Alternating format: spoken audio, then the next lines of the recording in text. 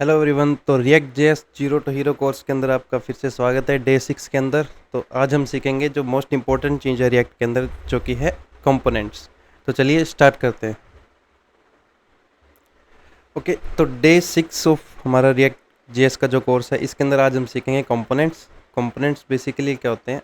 अब सपोज गर्मियों में क्या है, आप एक वाटर बॉटल लेके आए, ठीक है। तो अब हर दिन के लिए आप नई वाटर बॉटल तो नहीं लेके आते, आप जस्ट एक पीस ले आए और उसी को डेली रूटीन में क्या है यूज़ करते रहते हो। तो इसको हम बोल देते हैं रीयूजेबल थिंग।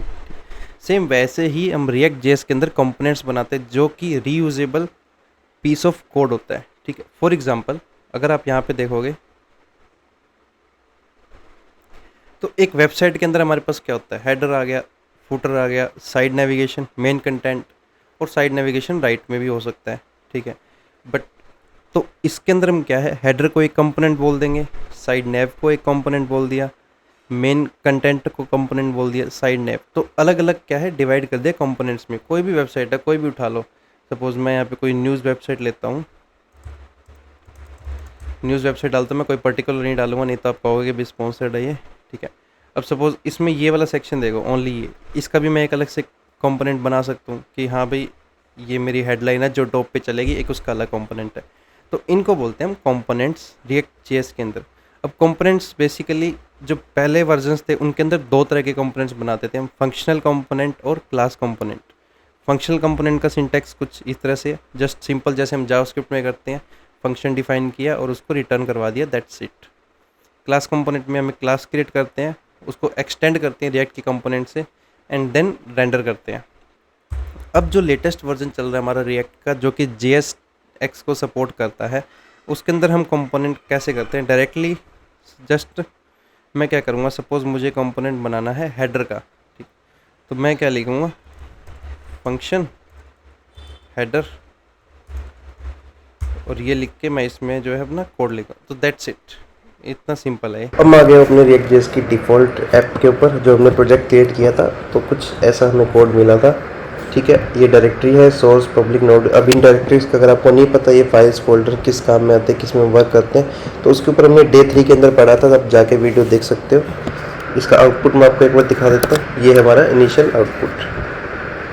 ओके, तो अब हम बनाते हैं कंपोनेंट हेडर के लिए। ओके, तो कंपोनेंट बनाने के लिए हम क्या करेंगे, नया फोल्डर मैं क्रिएट कर लूँगा यहाँ पे, उसका नेम दे दूँगा कंपोनेंट्स। अब कंपोनेंट्स की एक नेमिंग कन्वेंशन है जिसके अंदर क्या है, हम उसको स्टार्ट करते हैं हमेशा कैपिटल लेटर से, अपर केस से, और कैमल केसिंग में हम उसका नेम देते हैं। तो यहाँ पे जैसा कि मैंने आपको बताया था, मैं जस्ट एक JSX का फंक्शन बनाऊँगा। यहाँ पे इसका नाम मैं देता हूँ header, then arrow operator, okay. और यहाँ पर मैं रिटर्न कर देता हूँ H1, तो इसको नाम है दिस इज हेडर। और हमें यहाँ पे इसको एक्सपोर्ट भी करना पड़ता है ताकि हम इसको यूज़ कर सकें अपने रिएक्ट में app.js या किसी और क्लास के अंदर यूज़ करना है हमें, तो इसको रिटर्न भी करवाना पड़ेगा। जो डिफ़ॉल्ट कोड है मैंने इसको बिल्कुल हटा दिया। अब मैं यहाँ पे जो मैंने बनाया मेरा हेडर उसको यूज़ कर सकता हूँ, तो कोई इसने ऑटोमेटिकली सजेशन दे दिया।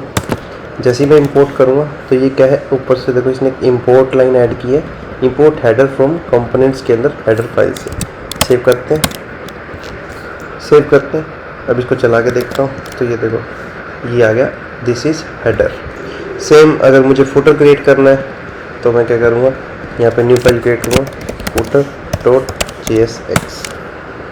यहाँ पे भी सेम मैं फंक्शन बनाता हूँ, फुटर एरो ऑपरेटर, JSX का फंक्शन बनाया मैंने, और यहाँ पे मैंने रिटर्न कर दिया H1। और यहाँ पे क्या लिख दूँगा मैं, दिस इज़ फुटर, ताकि हम इनको जो है डिस्टिंग्विश कर सके दोनों में अलग अलग।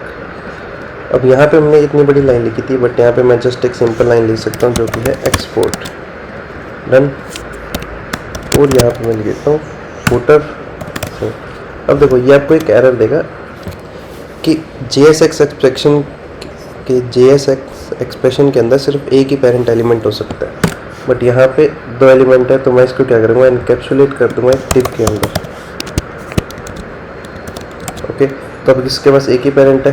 अब अगर मैं रन करता हूँ तो ये मेरा हेडर कंपोनेंट से आउटपुट है और ये है फुटर कंपोनेंट से आउटपुट, ठीक है। तो दैट्स इट, ये था हमारा रिएक्ट जेएस के अंदर कंपोनेंट्स। मिलते हैं डे 7 में, बाय बाय।